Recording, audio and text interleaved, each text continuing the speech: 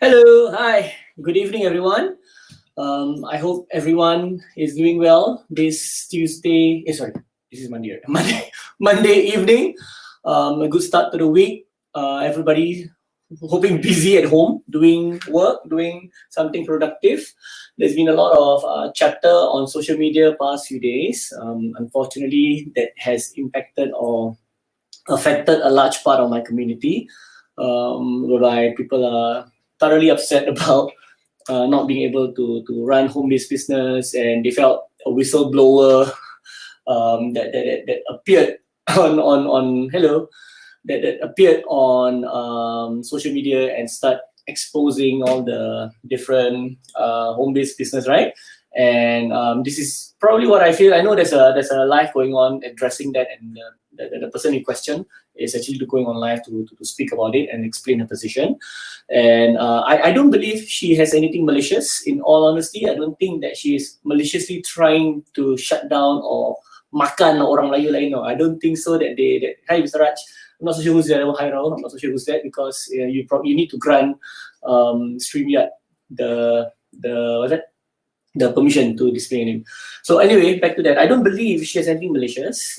Probably her well-intentioned turned out something contrary. Okay, so I just hope everything turns out okay. Even I know my own sister, she does baking at home, and because she can bake very well, right? She bakes great cakes and all that.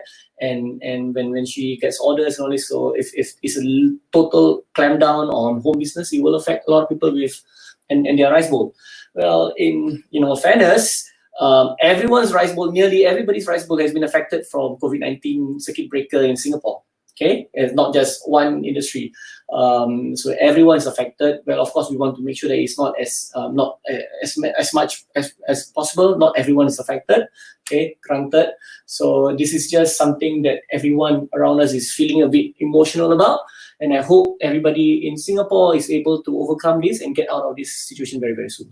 Okay. So today, I just want to share with you something that I feel is a good follow-up from the last 2 or 3 live video that I did, and it's about capital raising. Okay. So some of us has the luxury of having a lot of cash in place and being able to use the cash to invest and do whatever you want, tie yourself through circuit breaker, okay? Tie yourself through the lockdown, the whatever you want to call it in Malaysia, in Indonesia, in Singapore, okay? Some of us are not as privileged, but some of us might not be aware that you do have potential debt, Grant Cardo's word, debt equity sitting within you, with your in your account that you have no idea about, and those are especially the one that I want to touch on and speak to. Okay, and I want to be able to speak with you about how we can find capital, okay, while at the same time learning to manage finances, so that you can use finances that are not working for you, money that's not working for you, put them to work. Okay, and one area that I want to explain is where we can use the money we want to put to work. Okay, in here in the US, in Malaysia, in anywhere. Okay, so just ensure that you need to learn to put it to work. Okay, so I'm just going to have the screen, the sharing screen. Okay, all right, there you are. No, not this one. Sorry, this one. Okay, so this is asking how much capital does one need to start and where can you find it? Okay, so this is a topic that over the last few months or few years that I've been involved in this business, people wonder how I find the funds to be able to invest myself. Now, in fact, okay, one thing that I did is I learned to work with other people's money.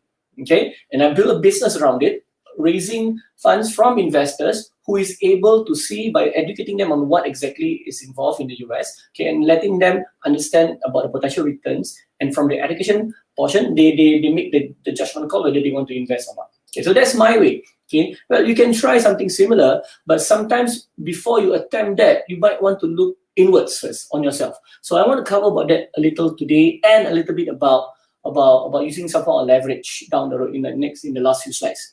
Okay, so before that, money is always on everyone's mind. I put US dollar here because I deal a lot of US dollars, and US dollars is world's reserve currency. I had a lengthy video that speaks about some people claiming that the US dollar might be worthless. a lot of gold bugs saying so, okay, and people, they feel that the entire financial system might collapse. Now, in all fairness, I think it might happen, okay? All I see right now for the next 3-10 years, I don't see that happening anytime soon, because of, it's not, when it comes to finance and money, right, it is not just math, something that people need to understand. It is not just mathematics that determines the value of money. Unfortunately, we live in a world like that. It is politics at play that we have no control over. It is aircraft carriers at play, okay? I'm not joking. US aircraft carriers, 18 aircraft carriers all around the world at play that forces us with a gun saying, hey, you better accept my currency as the world's reserve currency. And that inadvertently causes the US dollar to always be the currency of reference. That's something that I realize. Some people like to put it on plain math, plain mathematics, just demand value. Okay, they forget that there are other forces at play that somehow determines the value of the money. And as much as I don't really enjoy it, it's an unfair advantage to America. It is something that's happening. Okay, so I'm not a fanboy of the US, guys. I learned to make money from America, and I want to live in Singapore. I'm a homegrown Singaporean, but I do understand that there are things at play that's beyond my control, and I'm just taking advantage of that. Okay, so this is where I have a video all about US dollar and its value, appreciation, deflation, whatever, in the last 2 or 3 videos. You can refer to that video if you want to. Okay, so how much capital do you need to start? Let's get into that. You need to ask yourself this: how big do you want to go? Some people say go big, go home. Do go big or go home, right? Okay. Some people want to start small. Can I test first? Can I see whether this is something for me? Some people want to have calculated risk. It's up to you. I don't have a one size fits all answer for anyone or everyone. So you have to ask yourself, okay, how much do you have to start with? And the answer is actually whatever you're comfortable with. That's the best answer.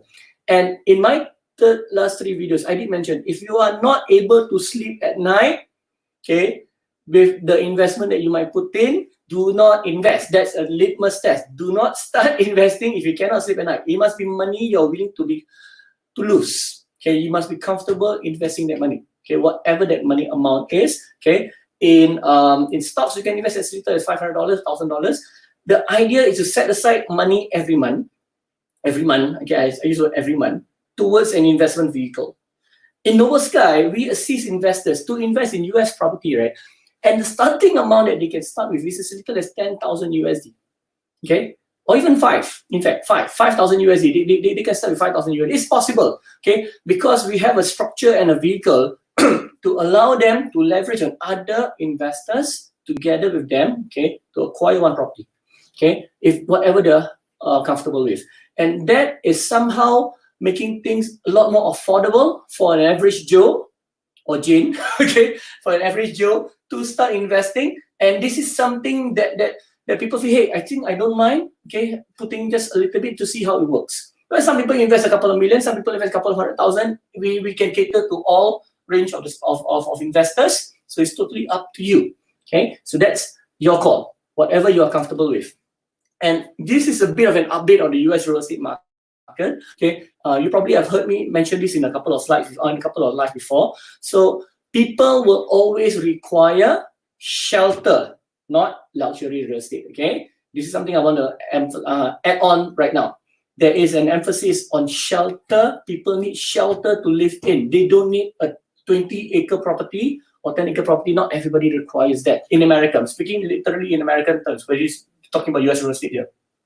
And shelter that can allow them to stay, raise a family, decent enough in a good area. That's where you're looking at. Okay. Unfortunately, more people are unqualified to get loans, especially in the next 1 year or so, where people right now has been laid off, unemployment. Okay. The biggest industry that was affected was restaurants and all this retail. They have been largely affected, but of course they benefit from the unemployment insurance that they receive, about 1,000 plus a week, okay, of not doing anything. So some of them gets later, some of them gets earlier. I don't know. It's up to the different state to sort that out. But they will receive money, and that money can be used. A lot of them are considering to set a portion of their funds for rental payment. okay, and rental will be in more demand, in higher demand, okay. So that's a trend that's happening. It's already happening before this, but COVID-19 has perpetuated and became a catalyst to force more Americans to start renting. So who do they rent from? You, me, okay? They need to rent from us. They can rent the properties from us. And the thing about real estate that I like compared to gold is an insurance, it's a hedge, but it doesn't give me income. Real estate gives you income, okay? In the word of Kiyosaki himself, real estate is an asset is anything that puts money into your pocket. So that's what you want to look at, okay? So real estate puts money into your pocket. A gold becomes an asset the moment you sell it, all right, for profit, then it puts money into your pocket, then that's an asset. But you need to ensure that this asset puts money into your pocket. So rental real estate, things that cash flow, okay, will be something that you need to consider having as part of your portfolio. Next thing, real estate, one thing for sure, is less volatile than stocks. The US property prices does not jump off the cliff like the stock market. It doesn't, okay? Because it's less liquid. That's one thing for sure. It's less liquid. Less liquidity means less volatility. So the property price might be dampened, might crash a little down or very, very rapidly in a few months or in a couple of years. It might crash, but I will tell you in my last point here why that might even not happen, okay? As I said, it doesn't crash as suddenly as stocks because we have the biggest boy in America, the biggest boy in the whole world. In fact, we call him the Federal Reserve.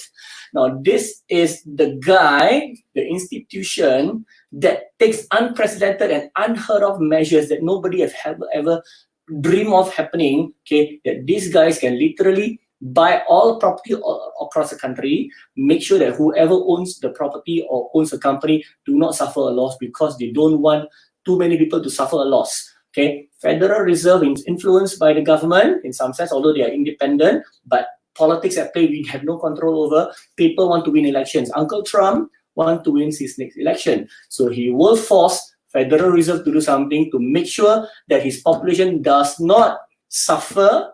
He make sure he gives money to his people, okay, to his citizens, to his residents. He makes sure money is given to them because this is election year. Okay, so as much as we want finance to be all math, look at graph and charts, right? Okay, unfortunately, I feel, okay, finance is also influenced by things beyond our control, like politics. And I don't have control over politics, right? Neither do any one of us. So this is something that I want to say. Real estate prices, looking at charts and data alone, I know, okay, that property price tends to deflate, will crash. Okay, looking at the chart and data alone, which I want to show you now. This, okay, this I shared with my good friend Faisal Rizwan. Okay, so I thought maybe I just added in. All right. So this is the recent the property price during the subprime crisis. More than a decade ago in 06 or 08, and you see the price drop almost 50%. Okay, almost 50% drop from the top. Okay, but the prices of the property did not exactly reach the previous top, didn't, because okay, the last election was largely mortgage driven. Okay, the last recession, the property price was largely mortgage, was inflated on purpose. But after the US came out of the crisis, they came with a couple of measures. Okay, Dodd-Frank, one of them. Okay, that ensure the bank do not unnecessarily inflate or give loans to people who cannot qualify for them. So that's why you never see property price recover back from the previous high. Okay, except for a couple of state. Now, one more thing I want to say is this.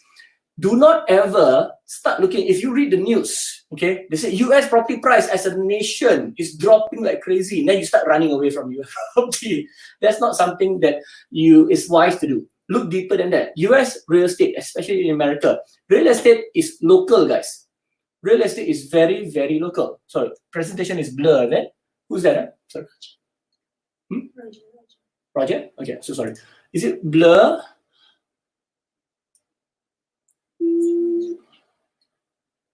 All right. Is it better? I hope it's better. Okay. Probably is the resolution of the streaming device, that the streaming software that we use. Unfortunately, I'm so sorry. This is on my monitor is totally HD. Okay, so back to this. So real estate is local.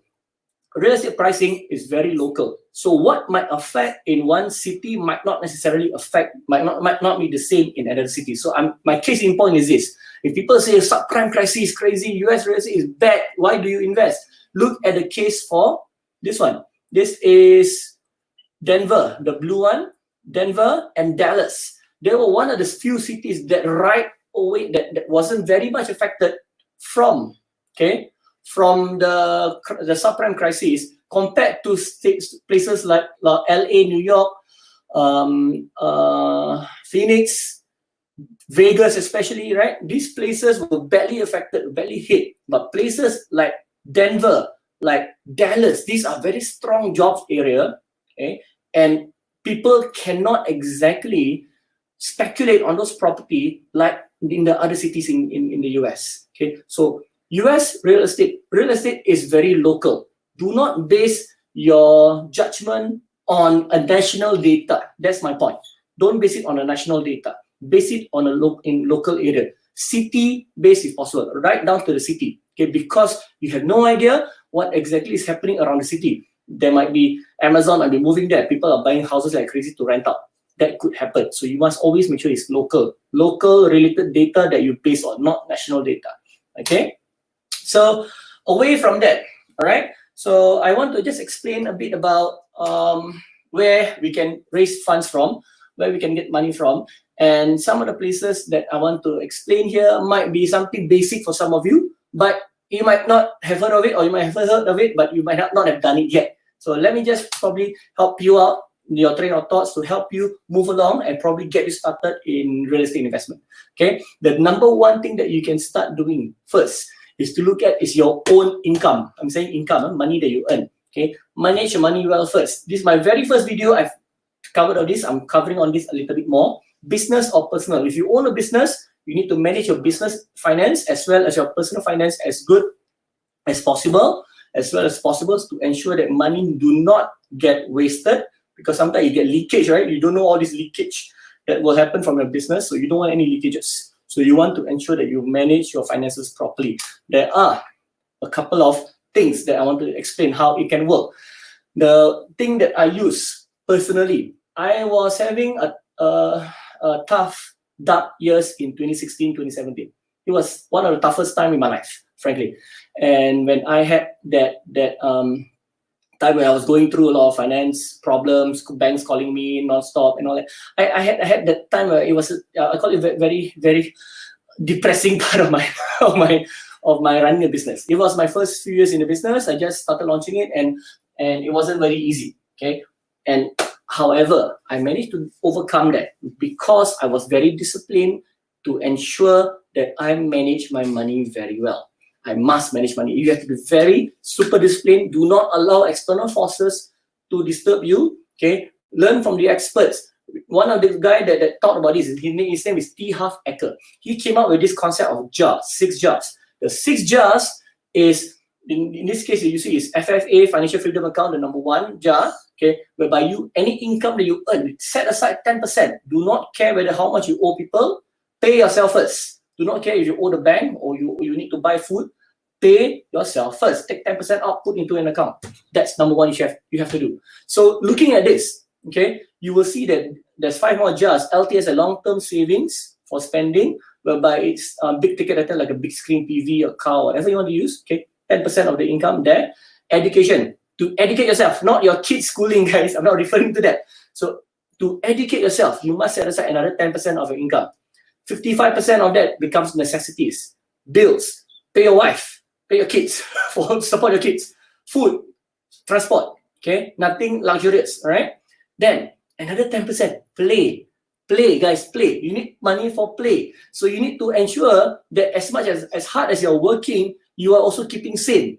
Okay, as hard as you are working, you are also ensuring that you are able to keep on pushing forward and not get this illusion, earning money and transferring everything else to pay other people and then gutting yourself down as low as possible will not help you. the only way where you can come out of a financial wreck is to ensure that you fix the house. You fix yourself first. That's number one. Okay. Then the last one, do not forget charity. 5%.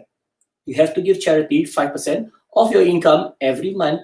Give out to charity. Okay. And this is something that I was very disciplined for about 2 years. It took me some time. It takes a lot of discipline, but it works. I applied the same thing to my business. Okay. I ensured that money set aside as salary, payroll is under necessities. Okay. Then education is to grow the team. Grow my team, send for courses and workshops. So we went for Tony Robbins and all that. Okay. And long-term savings, this is something else. Okay. Property that we were investing personally for the company, privately for the company. Then financial freedom account and everything else. So charity here, what we have charity is whereby we support an organization in Kedah, okay, called Parmi Shelter, whereby they receive a percentage of our income every month so that we can support the shelter where there's about 1,000 stray animals there. Okay. But what I want to bring your focus on is this. Financial freedom account. This is the money that you use to invest. Okay. You can use all 10%. If you earn $3,000 a month, $300 must be set aside into an FFA account, financial freedom account, where it is used for investments. It is used to grow your money. Okay, you can put it into the bank, all right, but you lose the value over time because of inflation. So you don't want it to work for you. So if you earn 3,000, ask yourself, how much money am I earning now? And if you are not investing minimum $300, if you earn 3,000, if you're not investing minimum $300, something is wrong with your finance. Okay, according to T. Harv Eker. So this is something you have to take note. Okay, financial freedom account is the money that you take and invest to something else. You can invest in real estate, in stocks, in something safe, some bonds, whatever that you choose, you've done your homework on, use that money to invest. That's number one. Speak to us, we can help you. You don't need to start big in any form of investment in real estate with us in the US. You don't have to start big. You can start small. It's possible. Okay, make your money work a lot harder than what it can by remaining in the bank. That's my point. Okay, then track, manage your expense. These are the tools I use personally. I no longer use this app called Home Budget. I use Expensify because it's used for my business and for my personal account. And we have Expensify. There is a very good app right now for Singaporeans called Seedly. Okay, Seedly is a very automated app that you can download. All right, download. It connects directly to your bank, so it is useful. Okay, I don't use it personally, but I know it's useful. The other one that is very useful is Revolut. Revolut is an app that gives you a card. Okay, I think I have the card. Yeah, I have the card. Where's the card? Yeah, Revolut card. I haven't started using it yet. Okay, whereby it gives you the ability to budget your money. Okay, and at the same time save your money automatically. Check that out. All right, this is something you can use. Use technology, guys. Use technology to manage your money. Do not leave to manual computation, memorization. Don't do that. All right. Use technology to monitor your finance. If you don't track every cent, you have not started. You have not started fixing your house to ensure you can start investing. Fix your house first. Fix your finance. All right. So this is something that you can use. And I want you to listen to this particular. I need to take a pause and ask questions. Any questions, anybody? So let's make this casual. Okay. Any questions, anyone? If you have any question, just type it in. Okay. I hope someone is monitoring my my personal Facebook, because my personal Facebook doesn't seem to tie into this particular platform. Okay, so somebody can look at my personal Facebook. I'm not so sure if there's anyone there. Okay, so I think I talk too fast. I get excited with things that I like to share and like to help. So sometimes I talk a bit too fast. Okay, let's carry on. Let's continue. The latte factor in this audiobook, The Automatic Millionaire. I want you, okay, if possible, go to YouTube, type The Automatic Millionaire by David Buck. It's an excellent audiobook. Okay, he speaks about this thing called the latte factor. You have no idea. Sometimes some people gripe, hey, I have no money, I don't have any money. I can hardly support myself. I can hardly breathe. You expect me to invest? Are you crazy? You get very personal, right? Then David Buck does a very good practice. I think in the video, I'm quoting from the audio. Okay, sorry, the audio, and I might be inaccurate in some parts, but this is essentially what it means. He talked to the person who is complaining all the time, no money to invest, no money to this and that. Okay, ask them from the time they wake up to the time they sleep at night, what is the, on a regular day when they go to work, what is a normal day. So yeah, you woke up, and every point in time that he spent money. Woke up, after shower, go down, all right, leave the house, drive a car, cost money.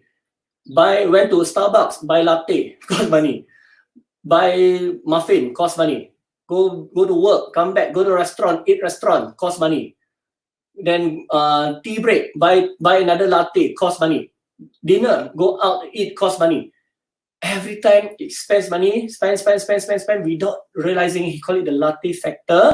And at the end of the day, one whole day, he was able to save. If he stopped going to Starbucks, instead buy from Walmart, buy from the supermarket, your drinks, your coffee or something like that, right? You replace it with something less expensive, they were able to save as much as $1,000 a month. It's possible. Now, he's not trying to advocate or telling you to suffer and live in poverty. That's not the point. But the point is there are some luxuries that you can replace. Your life habits, your financial habits that you can be replaced with something cheaper. When you can save that, you save that money and then you put it into something more useful that can help you invest. Now, that's a first step. The very first thing you can start is to do this, okay? This is an audiobook that you can go to YouTube. I don't know whether it's legal or it's a legal copy on YouTube, but it's available to hear. It's 3 over hours. Listen to it, okay? Some of it is more American context, but it gives you a good idea of where to start. This is the Automatic Millionaire. And one of it, he mentioned the very first part is the latte factor, okay? All right. Second, the next one, after knowing all the income that you earn, okay, the next thing to check is your current assets. What are the assets that you currently have that you have no idea that you have that can hopefully earn you money, okay? And extra income for you to invest. So assets must be things that put money into your pocket. Some of you might have a second property, commercial, industrial, condo, shop house, hawker center. I don't know what you will have, okay? But you might not realize that some of those property might give you some money, okay, when you do a cash out refinance. Some of this might be controversial. So, okay, before I say anything else after this that you want to hear and take my advice, always refer back to your own attorney, your own investment advisor, your own CPA, your own tax advisor, because this is just my opinion and my from what I feel is a good practice, but do not take it as an investment advice. This is not investment advice. Always consult back with your own experts to make any investment decision.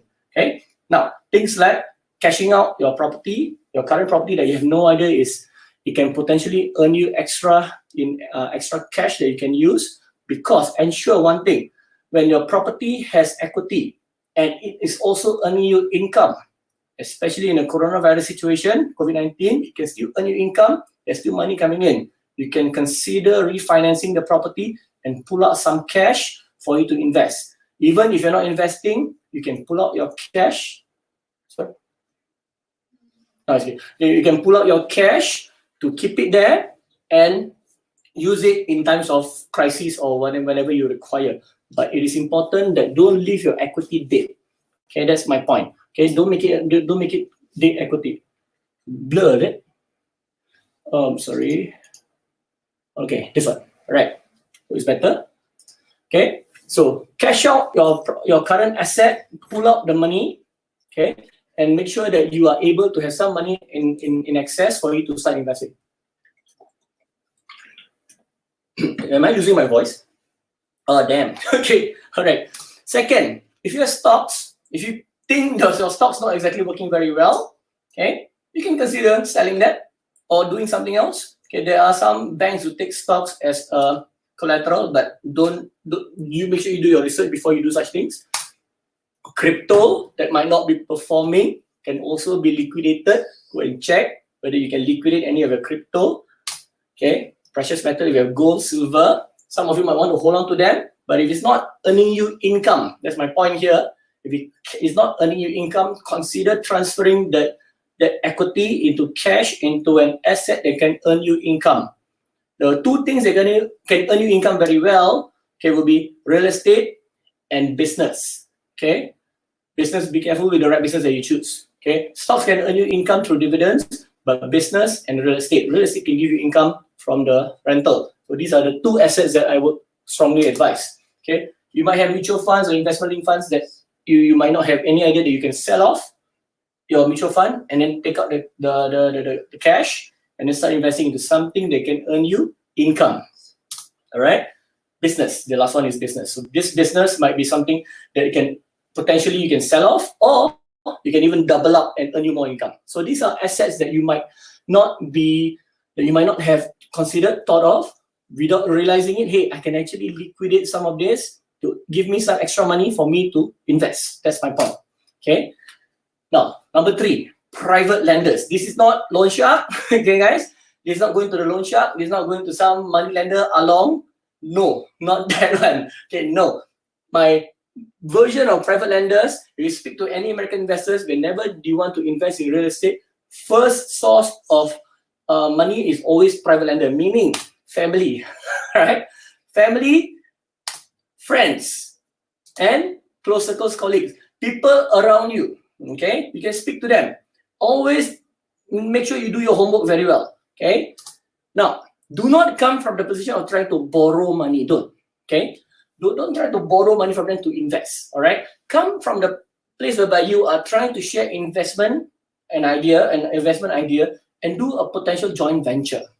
That's the thing that I'm trying to explain here. Consider that instead. Do a potential joint venture with a family member that might have some money sitting. I'm not sure what to do. Right?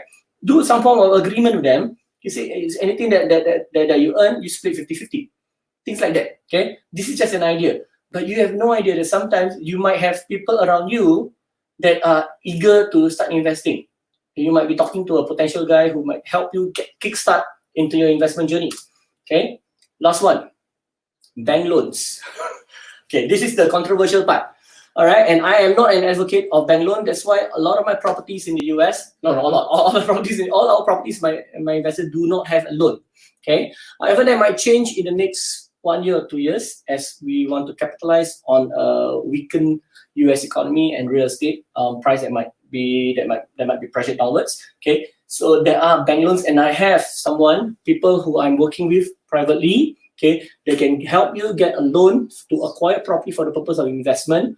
There is a down payment required on your side. Okay, to be able to acquire property and asset that is beyond your ability to pay full price. Okay, what I like to do all the time with my investors is to consolidate them into a group, into an entity that buys a property. So you leverage with others. I don't like to leverage with the bank because the bank can screw you up if they want to. Okay, but this is a topic for another time.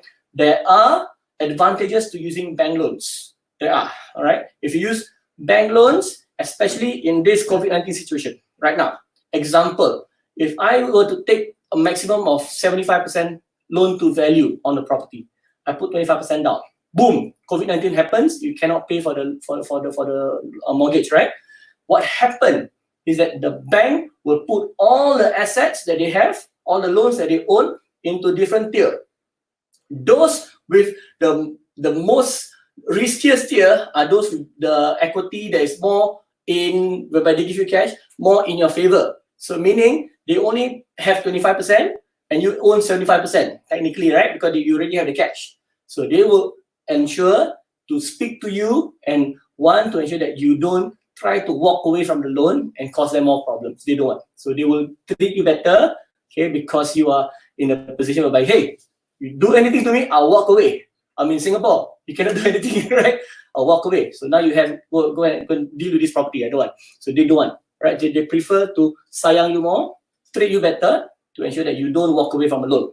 That's one, all right? But those with they have only about 10% left of the loan to pay, 20% left. This would be the one that is treated worse. Funnily enough, these are the people that are treated worse than the one who has the most loan on the book still. Okay, so those with only 10% of the loan left to pay, they are not granted forbearance, they are not granted moratorium, not granted all this because it's only a bit left. So the bank want to push and ensure that they pay off the loan finish. So that's the ironic case, okay, about using loans in America. I'm not so sure about Singapore or Malaysia because I'm not very used to the loans scenario back home here. Okay, so bank loans. So you can use either personal loan if you're able to get a personal loan from friends or from the bank. No, not friends, from the bank. Check, be careful on the interest rate. Okay, corporate loan. Now there are corporate loans that are very low interest in Singapore, in Malaysia, in around the region. There are, okay, and this is something to ensure. I'm not advising you to do so, but if you don't have any use for the money, okay, you got to watch out for the interest rate. Make sure it's low interest rate. I know corporate loan in Singapore about 3%. Okay, you must ensure that you have the absolute ability to pay every month for your loan, the loan that you have. And you must invest in something that absolutely can earn you income every month. That's the second part. Okay, you must know 100% of your finances before you take out a loan. And the one thing that I want to say is this, and I've learned it the hard way, whereby you apply for a loan when you don't need it. This is something that I learned. Okay, and I've known for a fact, a lot of MNCs, a lot of people that make a lot of money now, they have a lot of money, is that they apply for loans where they don't require it. Okay, when I don't require it, when your business do not require it, that's the time for you to apply. Okay, that's the time, because you're building credit, you're building trust with the bank, okay, and you're able to pay off the loan. I had the reverse idea. I don't need loan before I apply. No, apply for it. That's the time you should apply. Keep the cash there. You may never know when you need it. So this is something that I learned where a lot of experts in finance, in business, they advise me this. Apply for it before you need it. Don't dig the well when you require it. You already have dug the well before that by getting the loans. So I want to say, when you have the ability to apply for a loan now, consider going for the loan. And then rather than keep the money in cash, not earning you any income, profit or interest, right? Okay, instead transfer that dead cash into a vehicle that can give you and or earn you high income. Example, in our case in point, one of the rental property that we have acquired for some of our investors would be an investment property that earns 15% income per year. Granted, is gross, 15%. But if the loan is 3.5% or 3%, or even 2% per year, you're technically getting free money to acquire the property with income every month and then refinance that and buy a second property. So this is something you can consider. Okay. Before you do any of this, ensure that you always do your homework. If you need anybody to advise or speak with you, I'm always available to speak and consult you on what you can do. Okay? Everybody has a different position here. Nobody has the same position. I'm the same, similar with you. No, it's not. Every one of you has a different situation, so it must be approached differently. Okay, guys? So this is the last thing that I want to mention.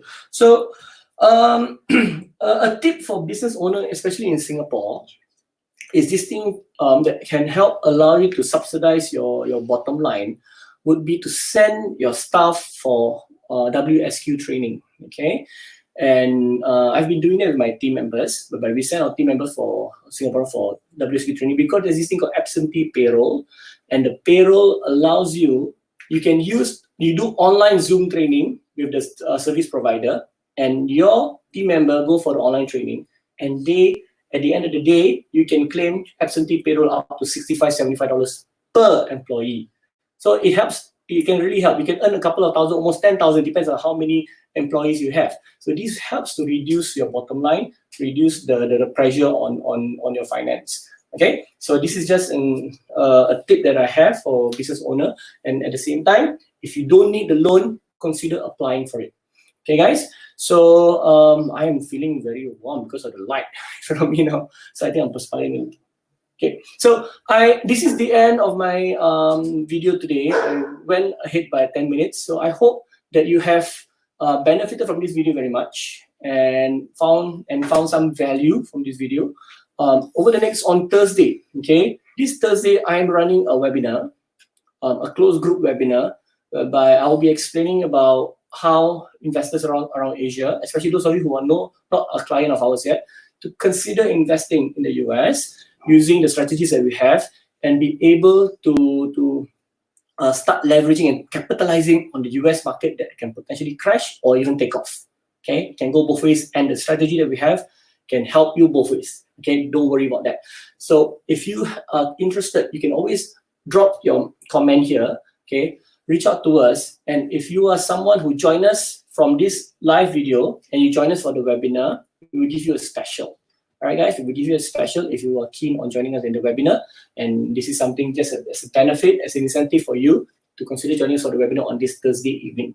Right? So other than that, I hope you keep safe. And Muslims, all those Muslims who's watching this, please stay safe and stay healthy. Selamat Ramadan, Salam Ramadan, and stay healthy. Make sure you hydrate yourself in the morning and stay safe from the virus. Do not go out, stay at home. Okay, other than that, I'm Rahul Said. Thank you so much for watching the video from Noble Sky International. Thank you, guys.